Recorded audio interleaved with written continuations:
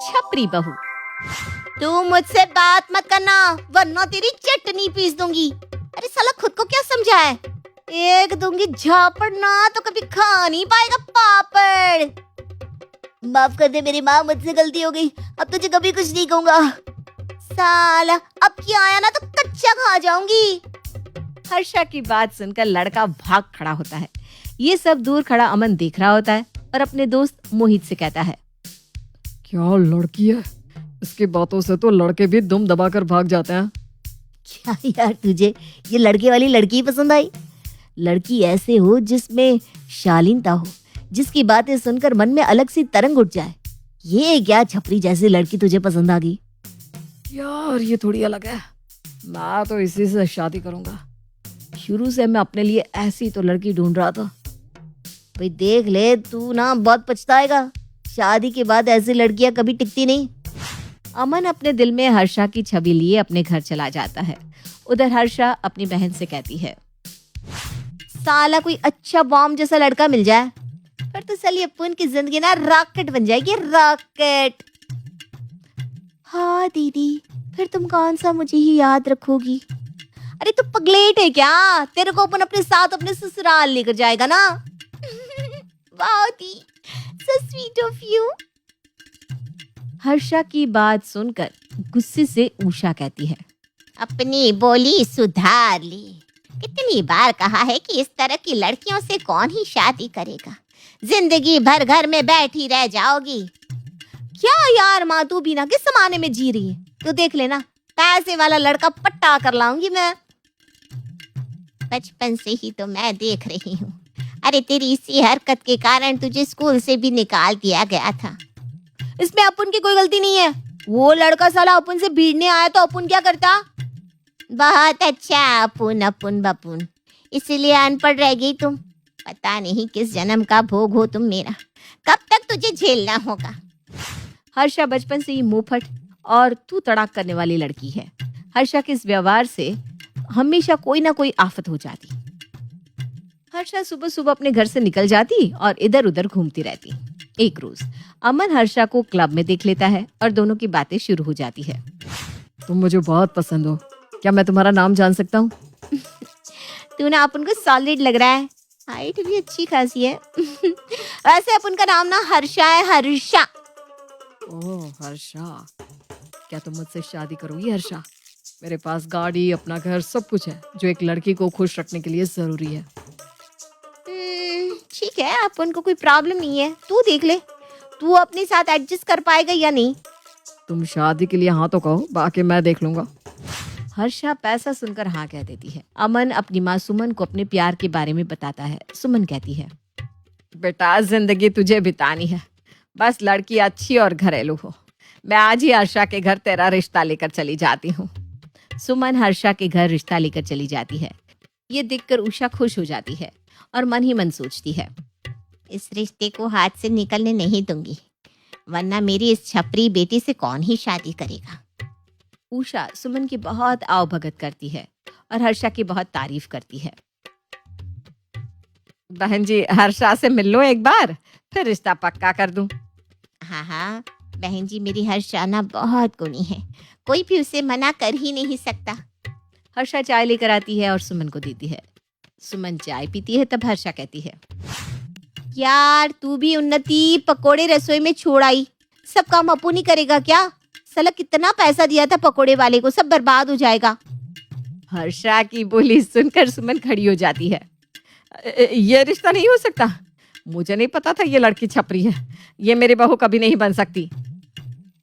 अभी क्या तू लड़की में सोना खोज रही है? हाँ, काय को इतना भाव खा रही है सासू माँ? बहू तो ये छपरी ही बनेगी तुम्हारी। सुमन गुस्से में वहां से चली जाती है और अमन को हर्षा से रिश्ता ना रखने के लिए कहती है। माँ मैं शादी तो हर्षा से ही करूंगा, तुम उसकी बोली पर मत जाओ। हर्षा बहुत अच्छी और सुंदर है, तुम इस रिश्ते के लिए हाँ कर दो ना, वरना फिर मैं भाग कर शादी कर लूंगा। बेटे की जिद के आगे सुमन हार जाती है और शादी के लिए हाँ कह देती है। ठीक है, तुम अब नहीं मानोगे तो मैं क्या कर सकती हूँ, लेकिन समाज में मैं अपनी बेइज्जती नहीं करवाना चाहती। तुम कोर्ट मैरिज करके उसे ले आओ। ठीक है माँ, मुझे कोई प्रॉब्लम नहीं है। अमन हर्षा से कोर्ट मैरिज करके उसे घर ले आता है।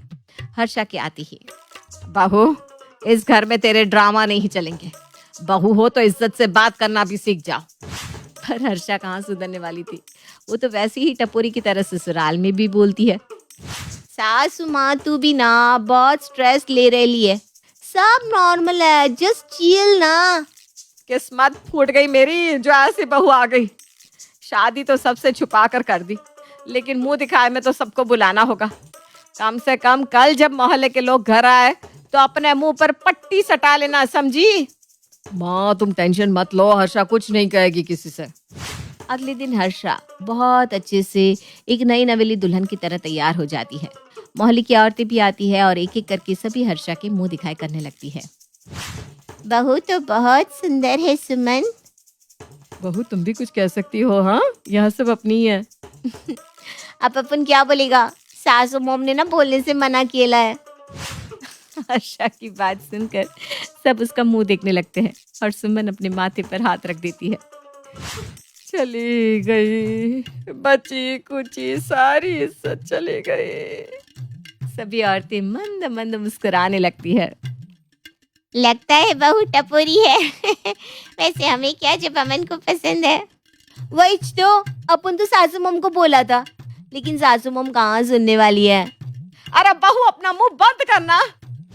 सभी औरतें मुंह दिखाई कर खा पी कर चली जाती हैं। बहू की हरकतों से दुखी होकर सुमन अमन से कहती है, मैं तीरथ पर जा रही हूँ।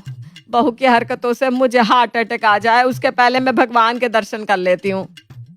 माँ तुम भी ना ये सब क्या कह रही हो, आखिर वो तुम्हारी बहू है। सुमन चली जाती है तीर्थ यात्रा पर। इधर हर्षा अपनी मनमानी करना शुरू कर देती है। अच्छा हुआ ये कुड़कुड़ गाड़ी यहाँ से चली गई, अब अपन अच्छे से घूमेगा। हर्षा पहले की तरह इधर उधर घूमने लगती है। आए दिन किसी न किसी से झगड़ा या मारपीट कर लेती। इसी तरह दिन बीतने लगते हैं और महीने भर बाद सुमन वापस आ जाती है। जैसे ही सुमन घर आती है, हर्षा कहती है, सासू मॉम ट्रिप कैसी रही? आने से पहले अपन को बताना तो चाहिए था। बहू तू अपनी बोली सुधार ले, वरना मुझसे बुरा कोई नहीं होगा। वैसे ना तुमसे ही बुरा कोई नहीं है। हाँ। इतने में ही घर का डोरबेल बजता है और दूध वाला आता है। दूध वाले को देखकर हर्षा कहती है, तो अभी आ रहा है, अपन चाय कब पिएगा? हाँ मैडम बारिश हो रही थी तो कैसे आता। ए तो अपन से जबान लड़ाता है, अभी दिखाऊं क्या तुझे?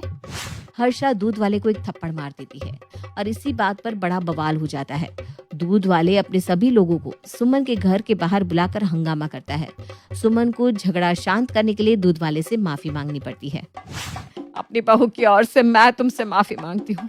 ये लो तुम्हारे हिसाब के पैसे, अब से तुम यहाँ दूध देने मत आना। माँ जी आपके कारण उसे छोड़ दे रहा हूँ, वरना उसकी टपोरी गिरी निकाल ही देते। बड़ा खुद को गुंडा समझती है। सभी चले जाते हैं और रात को जैसे ही अमन घर आता है, सुमन उसे सब बताती है। बेटा अब तो हद हो गई, अब इस घर में मैं रहूंगी या ये? क्या माँ, हर्षा तुम्हारी बहू ही तो है।